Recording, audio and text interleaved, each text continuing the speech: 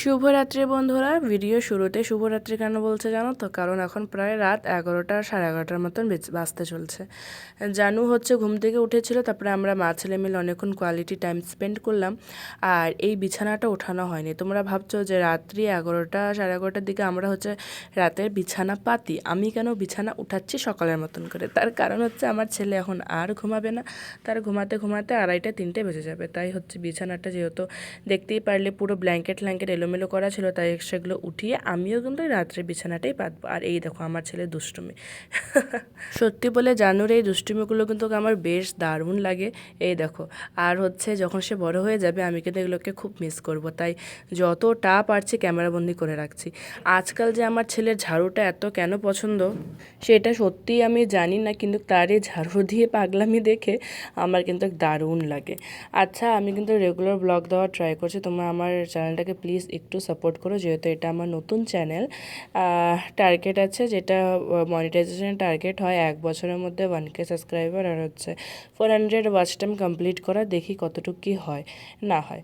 তো চলো, আমরা মা ছেলে মিলে ভীষণ ব্যস্ত। আমি বিছানা করতে আর আমার ছেলে ঝাড়ু নিয়ে দৌড়াদৌড়ি করতে।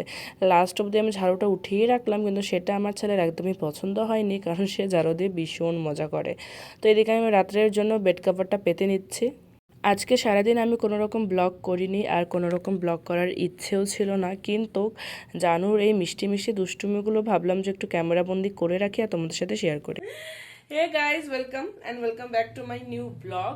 তো এখন রাত কটা বাজে জানো? রাত বাজে হচ্ছে 11:30। আমি দেখি রাত্রে বিছানাটা করে নিলাম। রাত্রে বিছানাটা করে রাখলাম। কালকে আমার আছে হচ্ছে মর্নিং ডিউটি, আর আমার জানু এখনো ঘুমাচ্ছে না।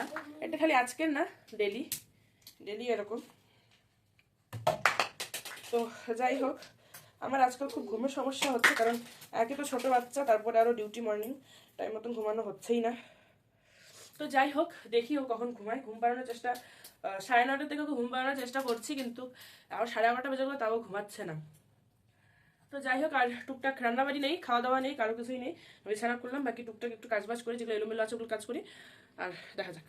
যেহেতু আমি খুব ভালো মতন করেই জানি যে জানু এখন একদমই ঘুমোবে না, তাকে আমি যতই ঘুম পাড়ানোর চেষ্টা করি না কেন, তাই ভাবলাম যে ও একটু খেলেও, খেলতে খেলতে ওর শরীরটাও হাঁপসাবে, আর আমার যে অল্প টুকটাক কাজগুলো আছে সেগুলো আমি কমপ্লিট করি।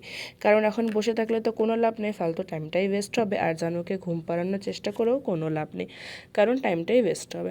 তাই এখানে দেখো, বিছানার রাত্রে শোয়ার জন্য যা যা আমার দরকার সেগুলো নিয়ে নিলাম, আর যেগুলো দরকার নেই সেগুলো হচ্ছে ফোল্ড করে রেখে দিলাম। ওই দেখো আমার হেল্পারটা, সে কিন্তু আমার সবসময় হেল্প করতেই থাকে। কখন ঘুমো দেবে?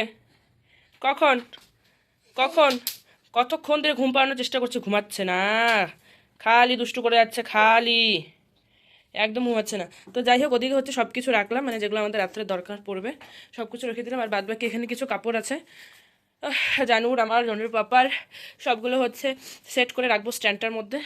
আর এগুলো ডিউটির ড্রেস ব্রেস সব কিছু আছে, এগুলো সেট করে রাখি স্ট্যান্ডের মধ্যে। আর এই দিকটাও দেখো এরকম হয়ে আছে, এটাও পরিষ্কার করে ভাবছি রাখবো, যেহেতু যেন ঘুমাচ্ছে না, তো এগুলো করি। হ্যাঁ না মাম্মা? হ্যাঁ না? এগুলো করলে আমার কাজটাও এগিয়ে যাবে, টাইম পাসটা হয়ে যাবে। তো চলো, তোমাদের আমার এই মিনি ব্লগ না, সরি ব্লগ বা শর্ট ভিডিও যেরকমই লাগে, যেহেতু আমি দুটোই বানাই, কীরকম লাগে প্লিজ একটু বলো। আমার জানুর দুষ্টুমিগুলো দেখতে কীরকম লাগে ওটাও বলো। আমার জানুর কিন্তু এখন 11 মাস রানিং চলছে, আর পরের মাসে আমার জানুর কিন্তু 1 ইয়ার কমপ্লিট হবে, আমার মাতৃত্বেরও 1 ইয়ার কমপ্লিট হবে। তো চলো, এই 1 বছর কিন্তু অনেক স্ট্রাগল গেছে, অনেক ভালো মোমেন্টও আমি কাটিয়েছি। যখন জানুর 1 ইয়ার কমপ্লিট হবে আমি সবটাই তোমাদের সাথে শেয়ার করব। এখানে আমি কাপড় ভাঁজ করছি, আর জানু কিন্তু নিজের মতন করে খেলবে না। আমি কি করছি, মানে ওর মাম্মা কি করছে সেটার দিকে ওর বেশ ইন্টারেস্ট, তাই আমি যেখানে থাকবো সেই আমার আশেপাশে ঘুরঘুর করতে থাকবে। তাকে যতই খেলনা দিয়ে বসিয়ে দেওয়া হোক, সে খেলবে না। এদিকে আমি হচ্ছে একটা করে কাপড় ভাঁজ করছি, আর সে একটা করে কাপড় নামাচ্ছে, এরকমটাই সে করছে। এই দেখো, একবার উঠাচ্ছে একবার নামাচ্ছে, তাই আমাকে বারবার সরিয়ে দিচ্ছে, ও বারবার ঢুকে যাচ্ছে, চেয়ার টেয়ার সরিয়ে দেখো ঢুকে যাচ্ছে কাপড়গুলো নামানোর জন্য। তো যাই হোক, এভাবে কিন্তু সব কাজ আমাকে করতে হয়, কারণ সে তো বাচ্চা, সে তো বোঝে না, সে সব কিছুকেই খেলা ভাবে। আর এত ছোট্ট বাচ্চার উপরে তো রাগ করার কোনো প্রশ্নই ওঠে না। আমার তো ওর দুষ্টুমিগুলো দারুণ লাগে। মাঝে মধ্যে যখন কাজের খুব বেশি প্রেশার পড়ে তখন একটু রাগ হয়, কিন্তু আমি রাগ করি না ওর উপরে। তো দেখো এই কর্নারটা সুন্দর করে আমার গুছানো শেষ। এগুলো ইগনোর করো, কারণ এগুলো হচ্ছে রাত্রে ঘুমানোর সময় ইউজ হবে আর হচ্ছে সকালে ইউজ হবে। আর দড়িতে এগুলো আমার ড্রেস, তো এগুলো আর গুছানো আমার সকালবেলায় আমাকে লাগবে। কর্নারটা গুছিয়ে রাখলাম, চেয়ারে যত জামাকাপড় ছিল সব কিছু সাজিয়ে রাখলাম, পুতুলগুলোকে ওখানে বসিয়ে দিলাম। জানু বারবার যাচ্ছে জামাগুলো নামাতে, আমি জামাগুলো রাখছি আর জানু বারবার যাচ্ছে, তার জন্য চেয়ারটা ওখানে দিয়ে রাখলাম। আমার যেহেতু একটাই ঘর আর এই একটাই ঘরের মধ্যে রান্না, খাওয়া দাওয়া, থাকা সব কিছু, তো খুবই বেশি পরিপাটি করে রাখতে লাগে। এরকম না যে 2-3টে রুম আছে তো একটা রুম অগোছালো না থাক আর একটা রুম পরিষ্কার করে নিই, একদমই নয়। রুমটাকে কিন্তু আমার পাই টু পাই গুছিয়ে রাখতে হয়।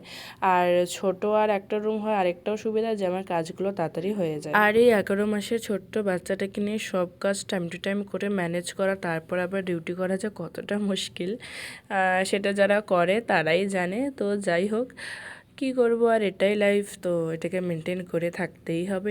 ডিউটিও অনেক ইম্পর্টেন্ট, ওটাও করতেই হবে। আমার কিচেনের সেলফটা তোমরা দেখতেই পারলে যে কত নোংরা আর অগোছালো হয়েছিল, তো চেষ্টা করলাম সবটাকে সুন্দর করে পরিষ্কার করতে। আর এঁঠো বাসনগুলো রেখে দিলাম, সেগুলো হচ্ছে যখন আমি যাব বাইরে তখন রেখে দেবো। ঘরে রাখলে জানো কিন্তু একদমই এঁঠো বাসনগুলো থাকতে দেয় না, সে একদম টেনে টেনে পুরো ঘর নিয়ে যায়।